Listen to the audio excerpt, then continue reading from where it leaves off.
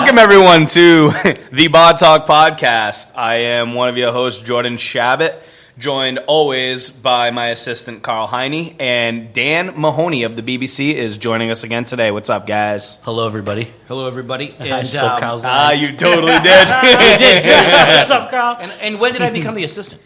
Like 3 episodes ago. Was it? Because you don't do shit. He took my notes for me today. I took his notes. Yeah. You're a secretary? Secretary. All right, secretary. We'll change the You get your secretary. own holiday. Administrative assistant, I prefer. Okay. 2018. Hashtag me too.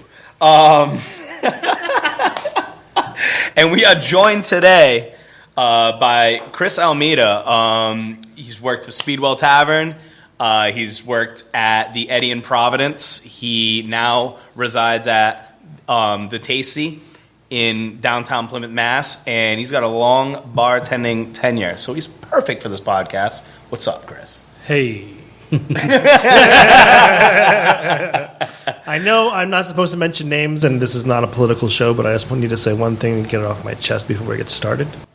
Hashtag, fuck Donald Trump. I thought he was going to wait till the end to do it. At least he's cool. I just got to push it. All right, it's out of my system. At least he's consistent. It's out of my system. You look a lot more relaxed now, actually, after Right? getting that one out. The weight of the world is off your shoulders. It was like you had a turtle head poking all day, and you finally just... I've been waiting all day. I've been waiting all day for that. So, Mr. Almeida has been bartending for how long, Chris? Oh, since like 2006. 2006. Wait, I think 2006? So, yeah, we'll do the math. You just, just yell. How many years is that? 12? 12, yeah. 12? I feel like it's been longer than that. 12 No? years. 12 I years. didn't start until I moved to California. Oh, that's right. So you were in California. So you bartended in California. Mm-hmm. Where did you bartend in California? My first bar job was at Sharky's Manhattan Beach. No doubt. On the corner of Manhattan Beach Avenue and Rosecrans. It's like a touristy place? Or? Well, if you took Rosecrans long enough, you end up in Compton. Compton. That's touristy. Yeah. And if you take I saw the Manhattan movie. Beach long enough, so Manhattan Beach Avenue just kind of goes right through the middle of Manhattan Beach to Hermosa Beach. Word. So it's like definitely ritzy, Did It's they let nice. women in? Oh, yeah. Oh, okay. Oh, yeah. Yeah, it was a USC bar. So, What's a USC? You're college. University. Yes. Oh, I'm sorry. I and, got you. So they moved. Abbreviations are hard. That location is now moved, and the code word was on the weekend nights. Oh no, it's like a Tuesday night. I can't remember what it was. One night of the week that we had the bus come in from USC, and the code word was Johnny, your uncle's here. That's just in case the cops came in, so the young kids could run out the back door. I like it. So they were all named Johnny? Well, if the police came, yeah. Johnny, you have such. I don't know. So you were... So many of you. What brought you to California first? Because you were born in Fall River, right? Yeah.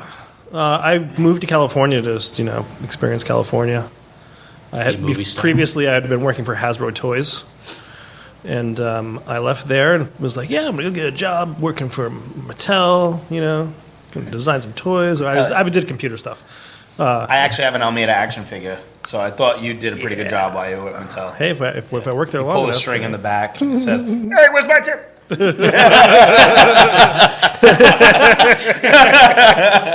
You're taking up space. Young man! It's middle of time. Anyway, so I'm sorry. I couldn't resist. So I went from being a project manager of like a multi-million-dollar project to cleaning up puke. Yeah, right. Dead serious. I was a barback. Oh, you bar back? Yeah, I was fucking 26 years old, 28 years old. I can't remember. And like this, 22-year-old kid's being like, "Hey, man, you got to go clean up that puke over there." Now, mind you, there's so many people in this place that you can't see the floor, and everybody's just walking through the puke. So, so I would So you get just over told there. everybody you cleaned it? No, Yeah, I'm like, I gotta clean it. I'm like, I can't find the puke. So I then just picture him as Joe Dirt with like a mullet. Like, oh, look, corn off the cob. find the puke. So, anyway, The worst scavenger hunt ever. I'm like, fuck you, dude. I'm not going to clean puke. And this young kid's like, bah, bah. We got this thing. And they're like, I got in trouble because I talked down to my superior who was like 22 years old. Telling me to go clean up puke. So there was this one time where we had a Cinco de Mayo party. And I didn't have facial hair just because I didn't have any grown for the event. So I super glued a mustache to myself. And as the bar back, I was the floor guy. So I run the food out, bust the tables, and every hour you had to clean both bathrooms, the men's room and the girls' room. So we had a notorious stuck Back when toilet. there was only 2 bathrooms.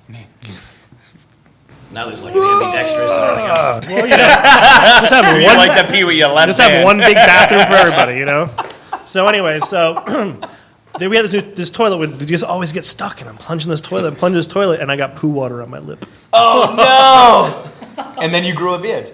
Yeah. Yeah, is that what No, the next day I was really hungover, and we had to do. We catered the AVP, which is the volleyball tournament on Huntington Beach, and I was really hungover. I didn't shower, and I had stubble and super glue stuck in my stubble. Oh my god! Yeah, a little poo water. And people A really, little bit of poo water. and Painful. people really thought it was super glue, too.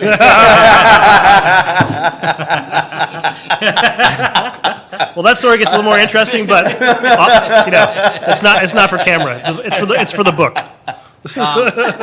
So let's fast forward to now. Yes. You're at the Tasty, Yes. and how do you like it? What do they do? Tell us about it.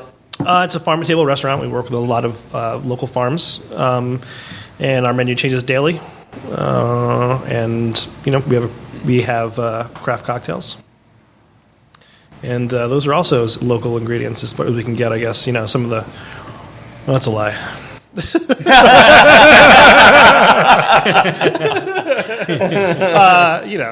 So we do work with the kitchen. So it's not you can't buy. I mean, I guess you can buy spirits locally. Never mind.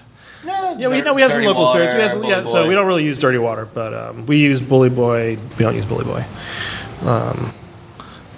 Cut this tape. There is no cutting in show business. So, This is live. anyways, We're not going to fact check you, by the way. Yeah, you can just tell us lies. so I can lie. Yeah. No, I grow the cucumbers. you do grow eggs. I've seen your No, farm. I know it's not cucumber season for me yet. And but, then what do you do?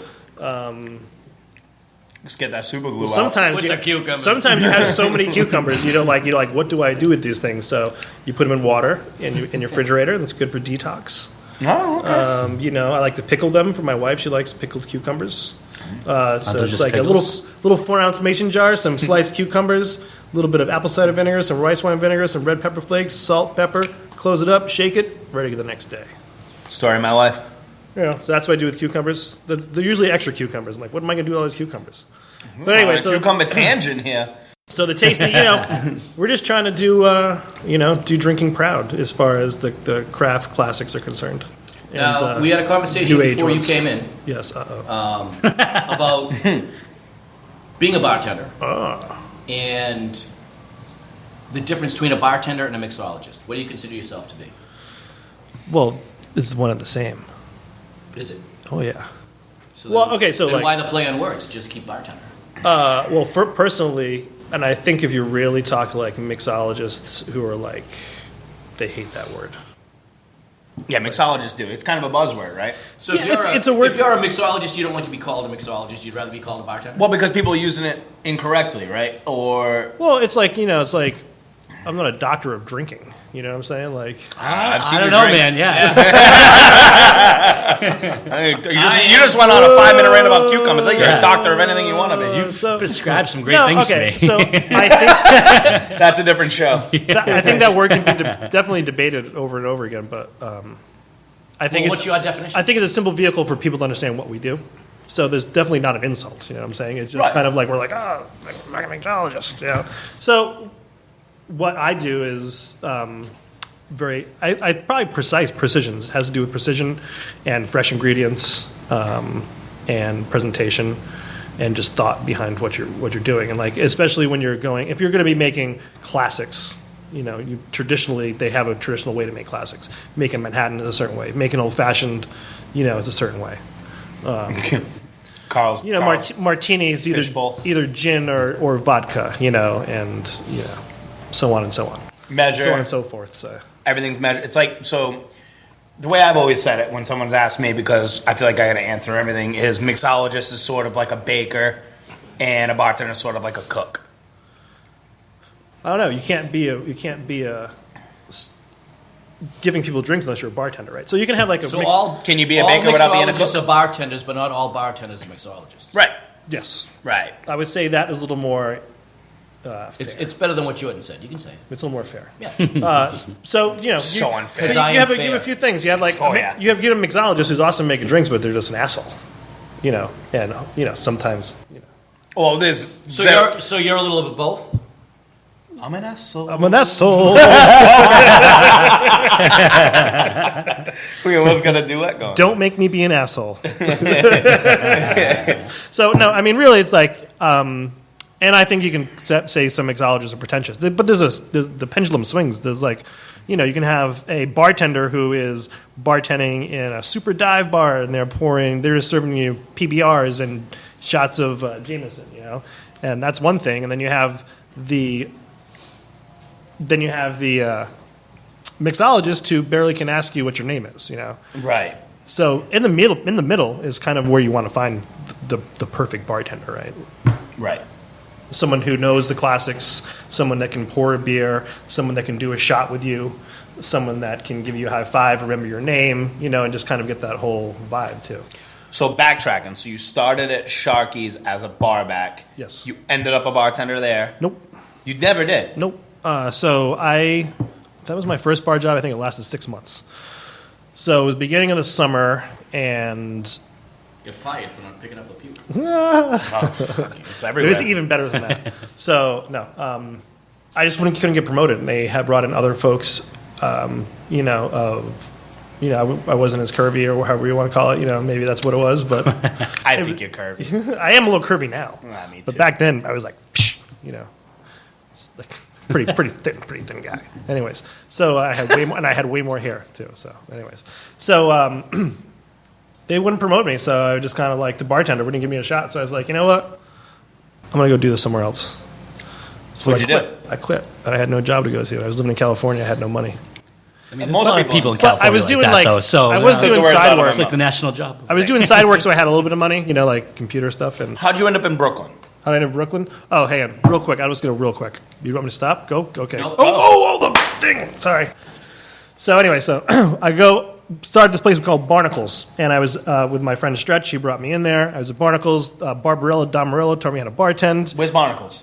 In Hermosa Beach, like close Okay. to my house. Okay. It was the dive bar, and Sharky's has 5 places, so they're like semi-corporate. Anyways, so within a month, I was the GM. In a month. In a month, pretty You much. see, you didn't worry about getting promoted there. So, and we were all the same age, and the It's like a speedball. owner's father bought the bar for him, blah, blah, blah.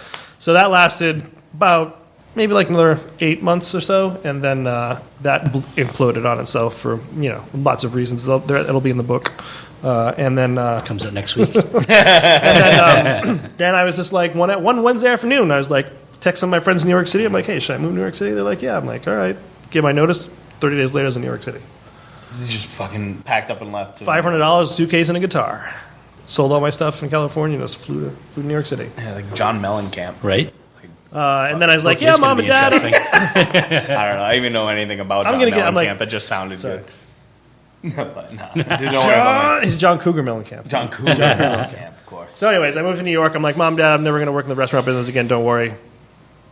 2 weeks later, I was, running a bar. So Brooklyn is where you really cut your teeth. Yeah, I would say for sure. Yeah. What was the name of the place you worked? Soda Bar was the first spot. Soda Bar. Yeah, that was the one. I know we've worked together for a little while, and I also followed you around when you were bartending at the Eddie, and for a good cocktail. I'm new to the whole craft cocktail thing. I'll be honest, I'm an idiot, but Soda Bar seemed to be when you became a bartender and really got your feel for the industry. How did that all come about, and do you have any cool war stories from working in Brooklyn as a bartender? Well, I needed a job, so I met this crazy lady, Galina. I mean, she's very nice, Russian lady. Which is like Portuguese for chicken, right? Yeah, Spanish, I think, too. Galena. Yeah, Galena. Yeah. Which is hilarious. I specialize in chicken. She was like 5 feet tall. She was very short, and she's still alive. So it's a Karl's height. She was. Anyways, so 6'2", 220. I put on a few pounds. So I just got into it. I did my thing. You know, I was like, I'm a handy guy, so I fix stuff, and you know, I can order stuff, and I can use a computer, and I can yell at people and kick them out of the place. And what kind of bar was Soda Bar? Like, what would you call it? If you had to soda- compare it to something in town, I guess, and something locally. Ugh, Could you? no, So why not? there's nothing like it. So you have two rooms. The first room you walk into is the bar room, and there's like a little lounge in the top back, and there's a kitchen. And like it's grungy. Like my mom visited and she graffitied her name in Sharpie in the bathroom. Your mom graffitied the bar you worked at? Yeah. For a good time. I would have disowned. You guys know me with the graffiti shit. I would have disowned. So, and then Did you just for a good time? Sorry. the second side is the lounge, and it's very neighborhood bar. So it's Brooklyn. You think Brooklyn's a big city, but it's neighborhood by neighborhood. You know, so you have all the people who can What walk neighborhood? there. Prospect Heights, which is between Flatbush Avenue, Washington Avenue. Sorry, where the Brooklyn Museum is, and then Atlantic Avenue. So it's really probably 4 blocks by 10 blocks maybe. And they called it Prospect Heights because they needed, it was used to be called Crown Heights. Crown Heights is now the neighborhood over, but they needed a better way to sell the neighborhood to renters. This is like early gentrification. Early gentrification, yeah. Yeah. So, Now there's like Brooklyn's a Tracy Morgan's last OG now. You know what I mean? Right. I don't know You're how the long person who watched I don't that know how show. long it's been Prospect I Heights, haven't but watched it, man. Anyway, so I was at Soda Bar, and it's very neighborhood feel, but it's like everybody's there. You know, like you have all kinds of backgrounds. You know, you have some you have the Orthodox Jewish folks that are there, Right. And then you have the barbershop owners that are there, whose families have been there for generations. Kind of like the mafia, the barber mafia, right? I mean, come on. Yeah, you know, I mean. They got their roots tied up in so, there. And then you have all these people who are moving in and like working in the city, and it's just a crazy mix of amazing people. So I hear the name Soda Bar, and Yeah. I'm like, I don't know. I how long ago was this now? What, 10 years ago? Soda opened in 1998, I think. Oh, and, Jesus. And then I worked there at 2008, 2010. So you hear that? I don't know. I hear the name Soda Bar, and I see all these like crazy bars that have been opened up lately and stuff like that, and especially along the lines of the craft cocktail. Mm-hmm. And that just sounds like a craft cocktail bar to me. That's what it sounds like to me. Yeah. It's no. got that short, quick name. It's very vague and kind of like, it's Soda Bar, like, drink, chug. You know what I mean? It's just like, I don't know. One time I made somebody a Negroni there, and I didn't know what I was making. I didn't know what I'm like, a Negroni. What the fuck are you drinking? I don't believe it. And I made it for him. And I thought you were born with a Negroni in your hand. No. I mean, to be fair, until he told me what one was, I didn't know either. So So you made it for him. What did you make it with? I don't even remember, but I put soda water in it, so I'm fired. I know. It was Soda Bar. That's Yeah, what it they was do. soda That's bar. how Like, much. It's a personal you don't want a beer and a shot? Get the fuck out. So you know what, man? You've told me 100 stories about when you were in Soda Bar in Brooklyn, because Brooklyn's, I mean, come on, it's one of the most famous cities in the friggin' world. It's the borough. It's I know now it's a lot different than it used to be, but you had to have seen some crazy shit when you were tending bar over there or working over there. I mean, I know Galenia Chicken Lady was crazy. Oh, yeah. would that be the craziest bar you've worked in? I mean, no, it's not poo water on the face and stuff. And if but, it's Speedwell, it you could can be. say that. That's okay. No, I did a lot of crazy shit at Soda Bar.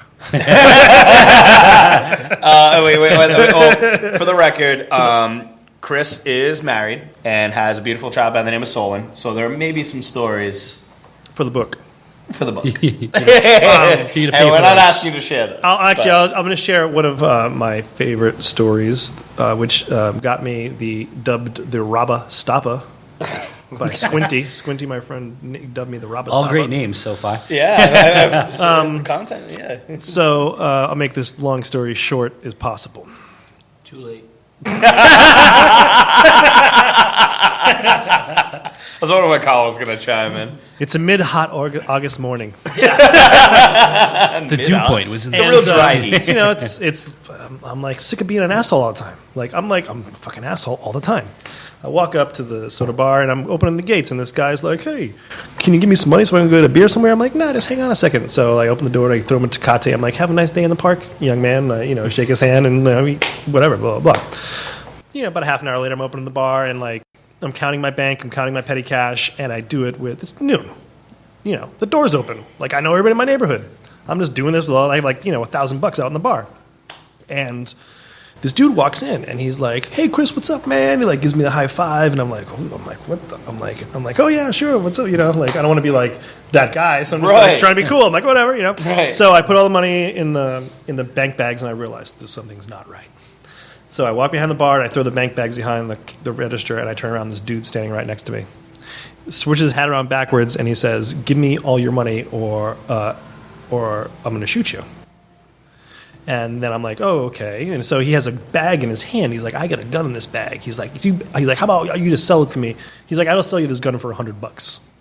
So I get him from out behind the bar, and I'm like, "Take the gun out of the bag. I want to see this bag. I'm not giving you $100 unless I see the gun."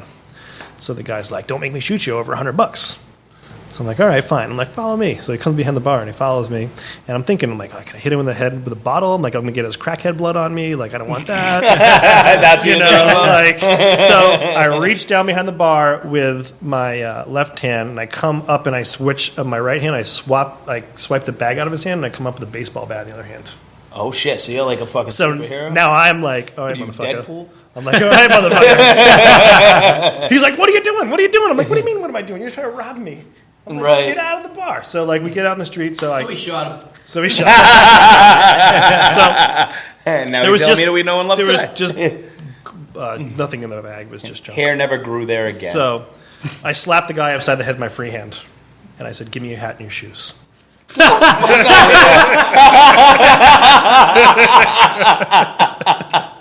Now you've worked in a few places. Yeah, I'm sure you've been drinking in a few more.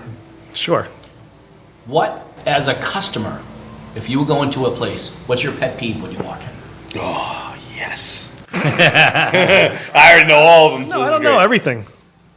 I don't know. I just hate all of it. I left my house. Now,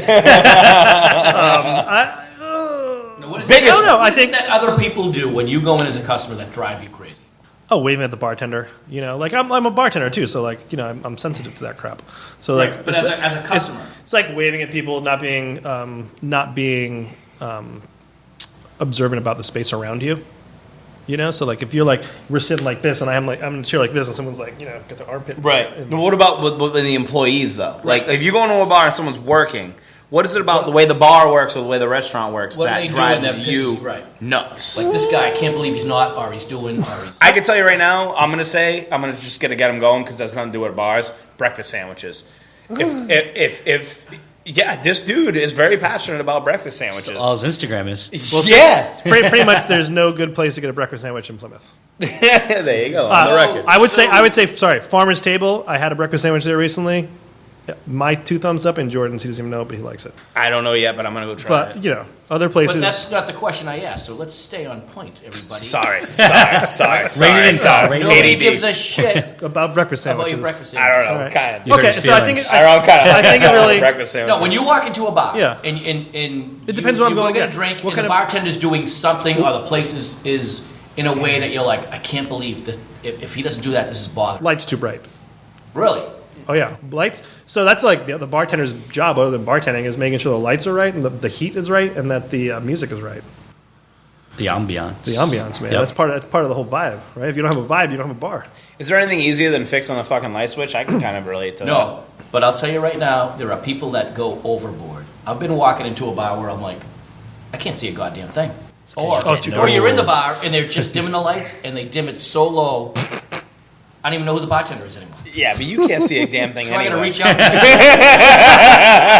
There's no readers out there that can help you out with that, man. Goes with his headlamp. Jesus That's Christ. not a bad one. That's not a bad one. We've had a lot of people on our show, Yeah. and nobody's come up with that one yet. So Yeah, ambiance. I would have to agree with that. So music, I would say. So you're saying music, lighting, and Temperature. well, temperature. let's talk about the music. I agree with that. Uh, That's pretty. Right good point. volume, right music. What is right music? Right music depends on the place. Okay. BBC, play whatever the hell you want. Well, let's go to the tasty. What's the tasty? Speedwell. tasty. Yeah. Yacht rock. I think you could get away with it. Midnight at Yeah, your hell yeah. way. Late on a Saturday night, maybe on a Saturday afternoon, a little yacht rock. I think there's a large spectrum you can get away with. I play a lot of indie music. Tiny, you're a fine boy. Such a fine boy. Can we just do a whole episode of fucking Karl karaoke? That's Chris's episode. Karlioke? But you're right. There's been a Dude, lot you of give me places that I've walked look in for, Jesus that, Christ. and I'm old, but if know. I can't hear the bartender talking to me, and if it's not crowded, if I can't hear the bartender talking to me, the music's way too loud. And you want to scream at the person you're with. Nope. So. But I don't want anybody hearing the conversation I'm talking about. Right. either. Right? And you want to be like grooving to something cool. We'll keep you there longer. Hell yeah. Like you said, it's setting the mood. Like if you feel That's uncomfortable why and I stuffy, always go over to the jukebox, the BBC. that's why I don't turn it on anymore. Dude, I used to unplug a soda bar. First thing I did when I get in the building, unplug the unplug the jukebox. I Broken. have a coworker that does the same thing. That's Tisa? Yes. Yeah, former friend of the show, former guest, Matt Tisa. the thing I I was- knew it was Tisa. I was at soda bar so much that everybody just thought it was broken all the time. Like, I can fix everything but that. Yeah, we tried, man. The text came out and just, I don't know. Can't figure that one out. Sorry. So you went from California to New York Yes. to Plymouth. What Rhode is- Island's in between, right? Yeah. For Christ's sake. Come on, No, keep yeah, up, we got to Karl. know. The Eddie is definitely worth mentioning. We The wrote you question, notes. the question I have is, in your opinion, Yes. what's the difference in all the markets? Is there Oh yeah, huge, gigantic difference. He got close good to the difference, bad microphone to difference, say just gigantic. difference? It's just Gigantic. different. It's just different. Some of the similarities are, you wouldn't think that you get the neighborhood vibe that you get like in Plymouth, but you get that in the city, depending on the spot. There is definitely some neighborhood bars and there's some transient spots too. I think the restaurants here are probably more transient than having more regulars like a BBC or a Speedwell. There's a balance too. The big difference, I would say, is more craft beer here. Really? Yep, I think people also know more about craft beer here. On the spectrum, for the amount of bartenders you have pouring beer versus the amount of bartenders you have pouring beer in New York or Brooklyn, you have more knowledge with by percentage for sure. No. And now, what about the knowledge of, call it craft cocktails? Is that It's a touchy subject for Chris right there. I would love it to be here. It would be awesome if it was here. it's not? What a lot of people don't know is we attempted to found the South Shore Bartenders Guild in Plymouth. We did. And it made an attempt. New Bedford, it took off, right? Well, we're rebranding it to Yeah. Southeastern Massachusetts Yep. Bartenders Guild to try to encompass everybody. It's really hard here. It's really hard here. I think that, everybody knows about beer, right? And everybody is set in their ways. And not only do the bartenders have to be willing to change or willing to stretch and to there's books to read, there's places to visit, there's classes to take online, there's all this stuff just to broaden your horizons, and it takes a lot of energy and people work a lot, that's part of it too, right? So if you're working in a bar 4 or 5 nights a week, you don't want to do shit during the day. Right. Take your work home. And the other thing is that you have to educate the guests here too. Correct. Right. And I mean, people might hate me when I say this, but on certain things, Southeastern Massachusetts is 10 years behind New York City, Los Angeles, and even Boston for that matter. Right. And it's not a bad thing. Things start in a city and they stretch, right? And they expand and they get into other areas. Better than someone trying to fake it, or you know what I mean? Yeah, right. And it starts small. I think there's room for it here. I think that it takes some passionate people who are super, nerdy and really want to learn everything they possibly can. Right. And they also have to have the time to do that. And they have to have the environment that nourishes that. Correct. You got to get the customers that want it. Right. So you and the Dan, management too, right? Right. That's- Everybody's got to be on everyone's board. gotta be on the same Everybody's got to page. be on board. Right. you and Dan mentioned the Bartenders Guild. What is the Bartenders Guild? So the United States Bartenders Guild is a national organization that is started to elevate the craft. We network. So there's 55 chapters nationwide. I think it actually might be around 60 now. So we have about 5,500 members nationwide, and it's a huge networking organization. And it's really motivated by education.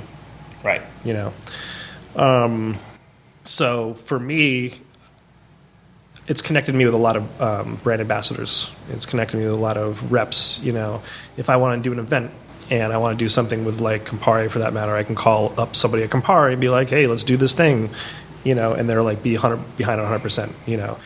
I think what it can do for our region is it can help, you know, get people to meet other people who are interested in what they are interested in as far as the craft situation is concerned, you know. Right. We have connections with Boston and Providence and Worcester, and you know all the other states around us. So which is kind of cool. So it's like if you go to Portland, Maine, I know who to send you, I know where to send you and who to send you to, because they're also a guild member. Right. You know. Yeah. Oh yeah. And I think that means a lot. And for me, I've had guests traveling, and I'm like, hey, I don't know this person in this state, but I'm going to reach out to that guild and find out where you should visit when you're in town. Right. Which is kind of cool. I even posted on Facebook before going away to Portland, and people I didn't know responded back to me like, "Oh, you need to come here." All guild members, so right. it Oh, was really? Oh, cool. Yeah. Yep. Oh, awesome. So anyway, so we're still trying to make that happen. Do you think that, so you had mentioned that craft beer is big over here and bartenders seem pretty knowledgeable about it, and I think that's because the clientele is, so you naturally, you can't go to work being the dumbest person in the room if you're serving the beer. No. But beer is great, and I'm a beer person. I like a good craft cocktail, but I don't make them. Beer's pre-mixed. You buy it, it's ready to go. Someone else made it. You didn't have to craft that. Do you think maybe the education's falling a little behind because people really do have to go home and do their homework? They have to find the recipes. They have to have an interest in it.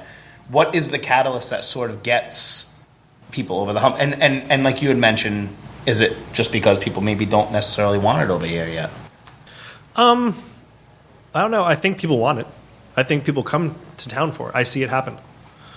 I mean, when I'm behind the bar at the Tasty, people travel to the Tasty for what we do. And you know, if you build it, they will come. Right. Right. So you think you're doing it at the Tasty? Yeah, I mean we are doing it. It's hard to keep everybody on the same page all the time, you know. Right. And we try our best to do that. So is it sort of like when this bartender shows up, you're able to expect this certain craft cocktail, and then when this one's is that what you mean by? No. So I would mean by that I mean we have a spec sheet, you know. Oh, okay. So everybody doesn't matter who's there. You could walk behind that bar and read the spec sheet and make the drinks. Hey, design one for Speedwell. We still use it. Carl could walk behind that bar. And No, let's not get crazy. Yeah. You can read, right? I watched Pictures. What? I watched him make a lime Ricky the other day. Numbers. It was awesome. Do you know decimal points? It's fine in the bottles that it says in the list. That's my problem. You know, I think getting so there's really only two of us that bartend there most of the time, and then we have a few folks that will bartend during the day, you know, because they're working the lunch shift, and you know you don't get that repetition in, right? Right. And just you know getting everybody to be comfortable and knowing the ingredients, unless you're handling them all the time, can be difficult. Right. So it just takes time, you know. And for me, like the more you do it, just the better you get at it, and The better you get at it, the faster you the get. better you get it, and the faster you get So it it. wouldn't be better if everybody's following the same ingredients. It's going to be the same no matter what. Well, Because so okay. If you've got a recipe for it and Yep. they're following it 100%, Yep. the drink should always be the same. Exactly. Always Exactly. be the same. So precision, right? Right. Being fast and precise with a measuring device is important in Yes. high I think volume. Chris in high Jigga volume. Almeida, High dude. volume speed is Jigga what? Jigga who? And I always like to that's think of him as a one of the wizard more. reasons why He's kind of a people wizard. will not. Jigger, of course. I guess you're not going to get that same exact recipe because you're 3 deep at the bar and somebody wants this drink and it takes the bartender, 2 minutes to make a drink or whatever it may be. Yep. That's 2 minutes too long for whoever's waiting for the drink and who's whoever waiting behind them and who's whoever waiting behind them. Okay. But that's a bar that is 3 deep, and God knows we all want those, but it doesn't mean it's We're always gonna have that them. way. Right. I worked high volume craft, and I've seen people work it and just do it right. So really, you have to have everything in front of you, right? So if you have a cocktail list, every ingredient on that list needs to be in front of you. You know, your well doesn't necessarily have to be vodka, gin, and rum tequila. Well, let me ask you this. Yep. You need to have everything in front of you. Yes. Those ingredients, Yes. are they 2 or 3? Are they 30 or 40? 30. Do they need to be 30 ingredients for the drinks that you're making? Including is liquor? that just Including what we liquor do? or not including liquor? Oh, let's say not including liquor. No. I'd say... Because you can have the liquor in front of your deep well, in front of the well. So you're like talking about like batching whatever the mixer is. But- No. So- I'm not a big batching fan. I'm not against it, but I'm not a big batching fan. Yeah. If But not so somebody much wants the to make drink, my like the drink, I don't want to ingredients. say take it out of a big milk carton and say here. No, I it is, agree with you. made I agree with you 100%. I made it 3 hours Yeah. ago, and it could be a delicious drink. Right. But it just to me, it's takes away from the nostalgia. It really the does. whole, the whole But do you really need to, bruise the basil and have the grilled cucumber there? Bruise the and- basil? I mean, does that really make the drink? It depends on the And recipe. if that's making the drink, do you really need to have 30 of those drinks out there? Maybe you have 2 or 3 of them. Will that work? I think that... These are questions I don't have the answer to. I don't think a list should really be bigger than 10 Drinks, drinks. 8 to 10. all with their own ingredients. Yes. no Garnishes crossover, not like a and- Chinese food menu. I'm also not opposed to no garnish. Don't say Chinese. In our environmental times, garnishes can be kind of wasteful. You know? Really? Yeah. You're gonna eat all those. I know you're gonna eat them. Yes, I am. And then you're gonna make It's some breakfast. You're gonna make some, For those of you listening, check on the Bar Talk Facebook page. No, we don't have an Instagram. And Twitter page to see what Karl was drinking during this podcast because he's got pretty much. It's really every what is it citrus Carl fruit. drinking in that Yeah. glass right now. You ate all the cherries, though. I'm proud of you. he's gonna Okay. eat the They're fruit in there. and then make oleo There's a saccharum. couple down the bottom. That's a saving cherry. I'm diving into that thing later. Get the fruit. Well, looking at Carl's drink, what's the craziest drink you've made for Karl?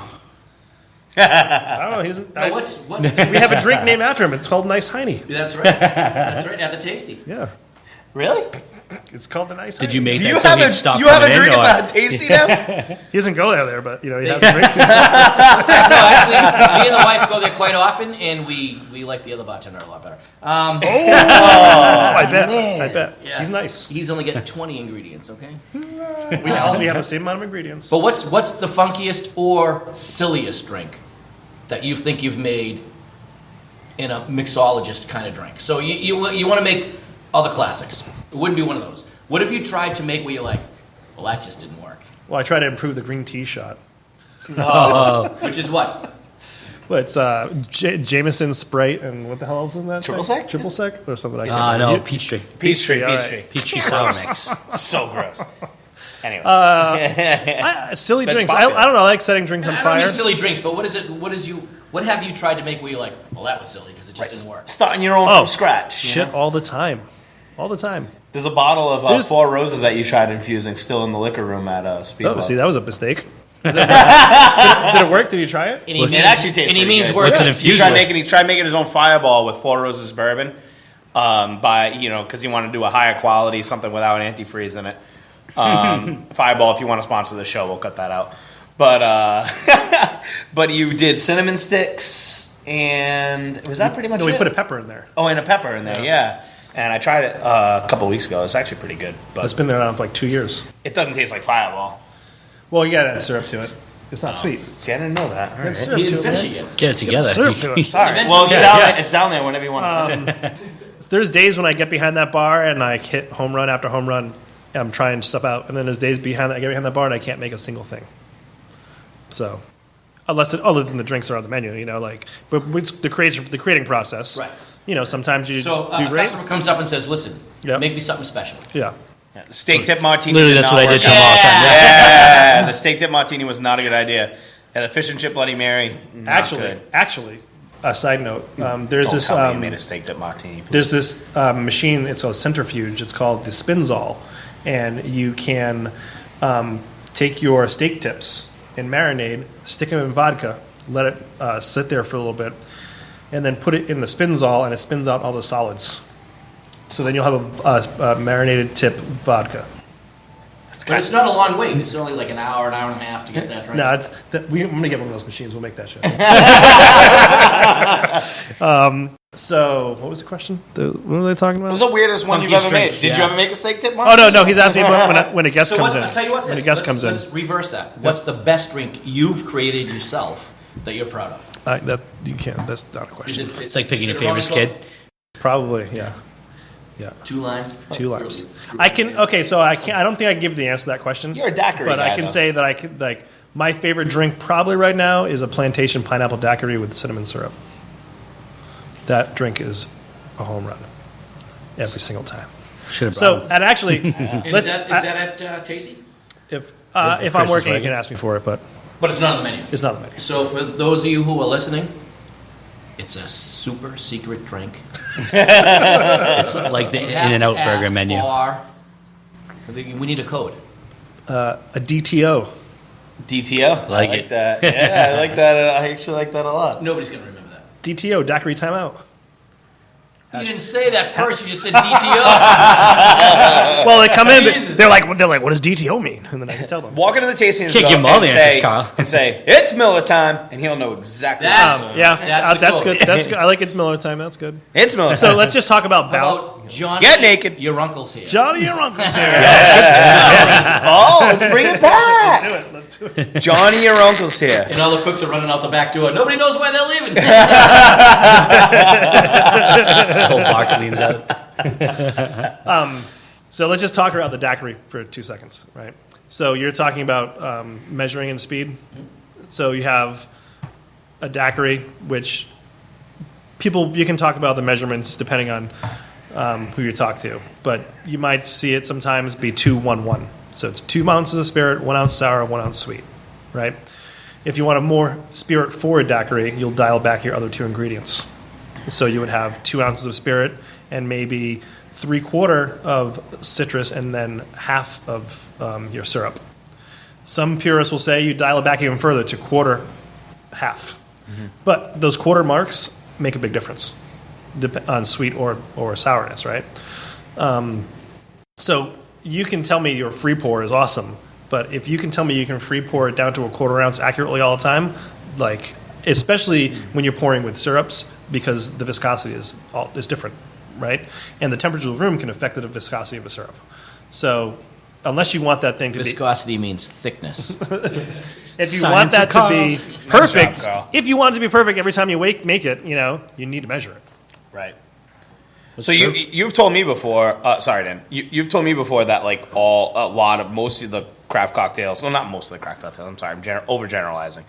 A lot of cocktails can be just started with a daiquiri recipe, and then you build off that. Yeah, Sour, sweet, spirit. You want to keep your sweet and your sour in balance. What were you gonna say, Dan? I'm sorry. I cut you off. No, I was just agreeing. Like, Yeah. Because that first pour of the day is going to pour way different than the last pour of the day, especially with your simple syrups and all that. So, Right.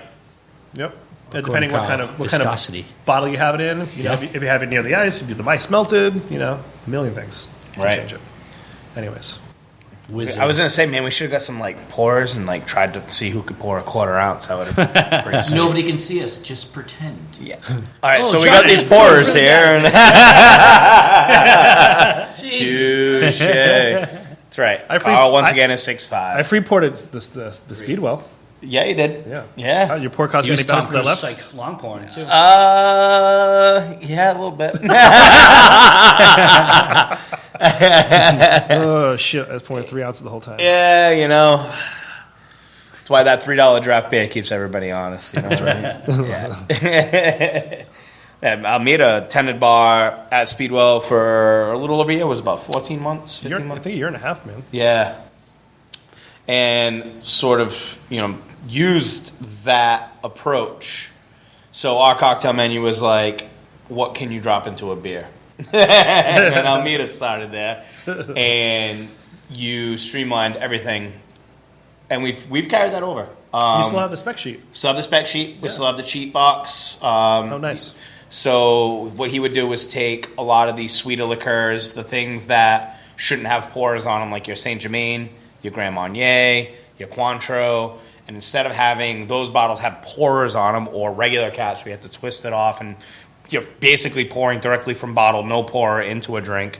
There was these smaller Cheetah bottles, basically clear beer bottles with pourers on them that we would refrigerate and cover every night and protect. And that was sort of the cheat code. And as a beer forward sort of neighborhood regular bar that doesn't really specialize in draft cocktails, that was a nice little way to kind of shortcut. So those of you out there listening that are getting into the craft cocktail thing, cheater bottles is a great way. Oh, hell yeah. To go. Well, if you haven't experienced Almeida's toolbox for work, then you really haven't experienced Almeida. You knew what kind of mood he's in when Explain you the saw him trucking in with toolbox. that. Yeah, that's a good point there. Explain the toolbox. So the toolbox just has everything I need to bartend in it.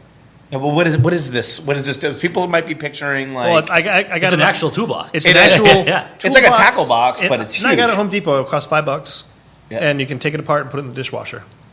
It's awesome because it gets dirty. What do you have? Oh, yeah.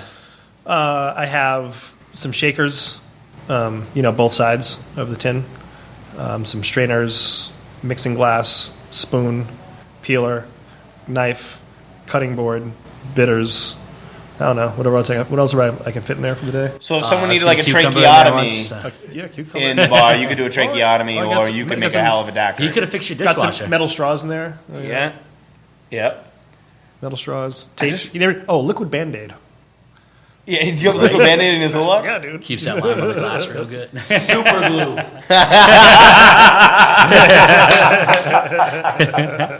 Karl's king of the full circle joke today. Right. So going back to the tasty, because we're getting closer to the end here. If you wanted, so you were saying that basically Plymouth isn't quite there on the craft cocktail thing. I know there are a couple bars in town that got some pretty good bartenders that are trying to figure it out, trying to appease to the clientele, catching up with the big city mentality. And you're one of the bartenders in downtown doing that at Tasty. What is it that you would want to say to people that maybe are interested in the thing to get them into the Tasty, to try out your cocktails and reassure them that when they go in there, they're going to get something that's made, measured correctly with good, fresh ingredients? I mean, give us some examples. Yes, come hang out. We'll talk about spirits, talk about drinks, talk about, When are you there? balance. I'm there on Wednesdays. That's it. Wednesdays? You're doing Sunday days too, though, right? Oh yeah, I work every other Sunday. But yeah, whenever they need me, kind of. Right. USBG stuff, you still working on that, or just kind of? We're working on planning out the next 6 months right now. I just want to bring like 6 months of events to people so they really have a reason to get involved. Right. Yeah, absolutely. Is there any sort of cocktail or ingredient maybe that's getting popular now that you're excited about? Anything that you've been using a lot lately, or Predict the future. predict the future, or you think is going to blow up? Actually, I remember you brought overproof rum to Speedwell. I took a couple naps in the office after that. But is there anything else maybe that's sort of? I don't know. I feel like just try a lot of rum. It's that time of year, rum time. Yeah, Karl just drank a whole gallon of it. Karl time. Privateer is Why we making some haven't heard cool from him in a stuff. They just come out with the gin, I think. Privateer? Yep, they're in Ipswich. Okay. Fresh ingredients, just making like some cool syrups. Anything super? So I know when you were at Speedwell, you were messing around with rosemary. You were messing around with basil. What's the most unique syrup maybe you've made recently? Well, okay, so it's kind of not really a syrup, but I just used curry coconut vinaigrette in a drink. Oh, that's pretty weird. What kind of drink was this? It's a pineapple rum, mezcal. Did you spill your takeout into your cocktail and tried to fucking make it? Do you want a Thai food and spill it? Last call. No, man, I was bored. I'm like, it's dead. What are we gonna do? Let's make some weird shit. And What's in the garden today? pretty much. It's last call. I want to thank Chris Almeida for being here. This is the portion of the show where everybody gets their last breath, sort of. You voice whatever you want. Doesn't have to necessarily take part of the show. Anything you want to voice your opinion on. I guess I'll start. I first of all just want to thank Chris for being here. We've become pretty good friends over the last few years. He's worked for me over at Speedwell. Learned a lot from him with the craft cocktail thing. Kind of pulled the trigger a few days ago, short notice, trying to get him on the show, and he showed up and did a great job. So that I'm going to use my last call for that and pass it over to Dan Mahoney. Hey, what's up? So August 18th, hopefully this is far enough out that I can shout this out. I'm hosting a can jam tournament at Mayflower. So if you like can jam and beer and being outside, come play. If not, this comes out in like next July, then you missed it and you are a sucker. Hey, everybody, I just want to put my last shout out to Who the hell are you? downtown Plymouth. I'm Karl, 6'2", 222 pounds. Just lost 3 pounds. Come down to downtown Plymouth. We've got breweries, we've got bars, we've got restaurants, we've got craft cocktails, craft beer. It seems to be the place to be. With non-pretentious, very relaxed downtown Plymouth by the Bay on Main Street. Come on down. All right. And we'll end it. Last call with Chris Almeida. All right. Last call. Let's call. Get the fuck out. No, I mean, I just want to thank you guys for having me on here. And come by the Tasty. And, if anybody has any questions about the United States Bartenders Guild, let me know. And I'd love to, get together and make some drinks and do whatever, Even just talk about classics or any questions anybody might have. And one cool thing, if this does come out in time, on June 25th, I believe, we're doing a beer dinner with Second Wind at the Tasty. Sweet. Second Wind is friends of the show. For all you beer lovers. Very nice. Second Wind just Yeah. opened up in Dinner downtown lovers. Plymouth. Awesome. Well, thanks for having me on, guys. Thanks for being here. Hell yeah. Thank you all for listening as well. And we'd like to really thank Pins. We're recording at Pins today at the Kingston Collection in Kingston, Massachusetts. I think there's 8 bowling lanes. We're in a beautiful private room, one of, I think, 3 or 4 here. And just great accommodations. Speedwell's had their Christmas party here. It's a great spot. Come check it out. Also, like to thank you guys from Inebriar, Fish and Andy for producing this. You can find us at Bar Talk Cast on Twitter or Facebook. And thanks again for listening, guys. We'll see you next time. Later.